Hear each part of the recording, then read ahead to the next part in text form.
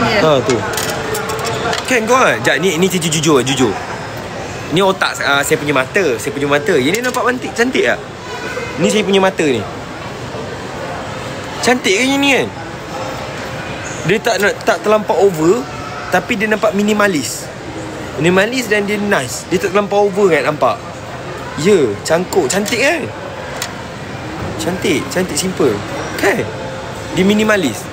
Saya kalau tengok sikit ratio mata saya memang bijak lah. Kan?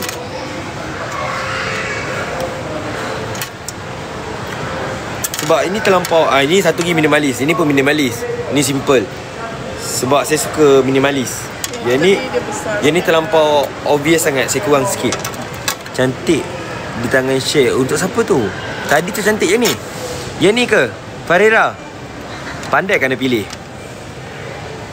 Cantik kan? Kan? Sekejap saya tengok ni dulu. Bagi saya tengok yang lain pula. Ni sama je kan? Sama je? Yang tepi? Sama kan? Tapi sekejap, saiz dari dia kecil lagi. Oh, sama. Tapi sama? Oh, maksud sama lah. Sama design, cuma saiz dia. Ini saiz apa? Ni saiz dia. Ni saiz 8. Saiz 8. Yang ni? Ini saiz... Jari ni nak kira saiz lama ke besar? Besar lah, besar lah. Ikutlah. Kakak cuba ni mak. Saya 12. Kakak 12? Ya, saya 12 ni. Besar tu je kakak. Ni ada besar, kecil lah 12 ni. Orang yang bawah pada 10 tu cacat. Tengok. Bawah pada 10 cacat? Ya. Tak nampak. Habis tu kalau saiz 8 ni... Saiz 8 tu kalau dia kurus lagi lah.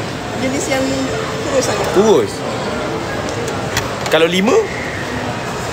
Budak biasa jari 5. Dah. Jari serai. 1 minit lagi waiting dah. Minit lagi waiting. Ni cantik ni. Muat lah. Kalau nak ukur biasa orang ukur lelaki punya jari kelingking. Oh ya? Nak bagi perempuan ukur jari kelingking lelaki? Kebanyakan je lah. Betul tiba-tiba perempuan tu besar macam mana? Letaklah sini buat saiz. Buat saiz ni pula.